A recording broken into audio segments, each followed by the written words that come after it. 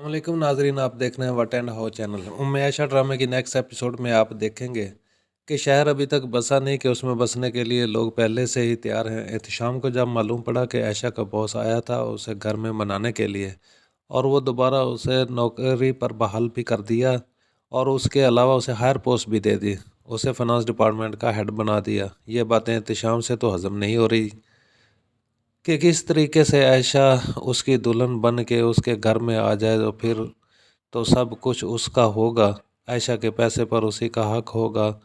इसीलिए वो जल्दी से अपनी माँ के पास जाता, उससे बात करता कि अम्मी, आप चचा और चची से बात कीजिए ना कि मुझे उनकी बेटी बहुत पसंद है, मैं उनसे शादी करना चाहता हूँ।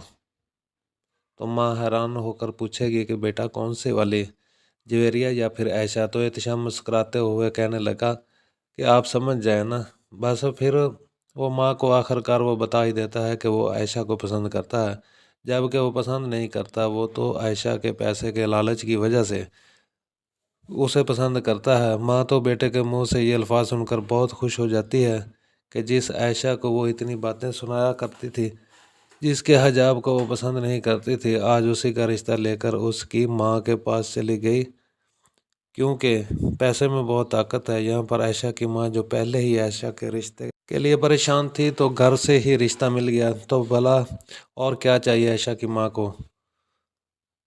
आयशा की माँ तो बहुत खुश हो जाती है, लेकिन बहुत जल्द उन लोगों के लालची जहनीत सबके सामने आ जाएगी, क्योंकि आयशा चूँकि अल्लाह वाली है, अल्लाह से बहुत डरती है, खुदा की रज़ा के लिए सब करती है। कैसे मुमकिन है कि उसके साथ कुछ बुरा हो जाए। असवद को जब मालूम पड़ता है कि उसका बाप आयशा के घर गया था उसे मनाने के लिए और अब उसे हेड की पोस्ट भी दे दी है और आयशा दोबारा से जॉब पर आएगी, तो वो बहुत गुस्से में आ जाता है और अनुशे भी उससे और भड़काने लगी कि अंकल ऐसे क्यों करते हैं, तुमने निकाला था और तुम्हारी जिद में आकर उन्होंने ना सिर्फ उसको हायर किया बल्कि बहुत अच्छी पोस्ट भी दे दी। और गुस्से में आता है। आयशा जब ऑफिस में आई तो उस वक्त बहुत ही गुस्से से उसे देखता है। वो कोई ना कोई ऐसा काम तो ज़रूर करेगा कि जैसे वो उसे जॉब से निकाल देगा।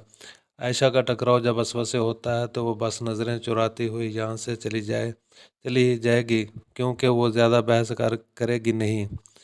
ऐसे ही शकील साहब की तबीयत ख़राब थी तो वो ऑफिस के दो वर्कर्स को अपने घर बुला लिया काम के लिए, जिसमें से एक मेल था और दूसरी आयशा भी थी।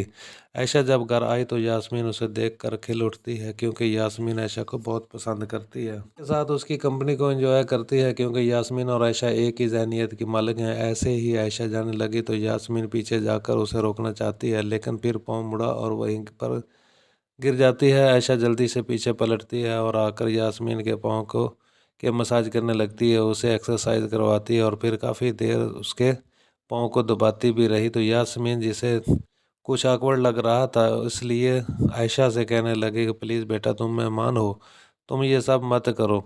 आयशा बहुत ही खूबसूरती से जवाब देती है कि आपकी जगह मेरी माँ होती तो क्या मैं उसके साथ भी ये सब कुछ ना करती, उनका मसाज ना करती, क्या पास खड़ी देखती रहती? आप भी तो मेरी माँ की जगह पर हैं ना। आपको तकलीफ़ हुई तो मुझे ये सब कुछ करने देना, ये तो मेरा फ़र्ज़ है।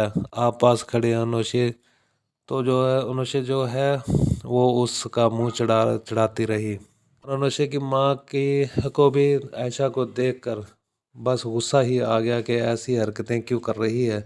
उन्हें लगा कि शायद ऑफिस में अपने नंबर बढ़ाने के लिए ये सब कुछ कर रही है। आज डाइनिंग टेबल पर जब यास्मीन ने आयशा के बारे में सबको बताया तो शकील साहब बहुत खुश हुए, लेकिन अनुशी जल्दी से कहने लगी वो ये सब कुछ इसलिए करती है कि उसे ऑफिस में और ज़्यादा अच्छा मकाम मिल सके। और कोई बात नहीं ताईजान, लेकिन अनुशी या कोई और कुछ भी कहता रहे, यास्मीन को तो आयशा बहुत पसंद है और दिल ही दिल में वो असवद के लिए आयशा को पसंद कर चुकी है और बहुत जल्द जाकर वो आयशा का रिश्ता ले लें और फिर उसे ये रिश्ता मिल भी जाएगा।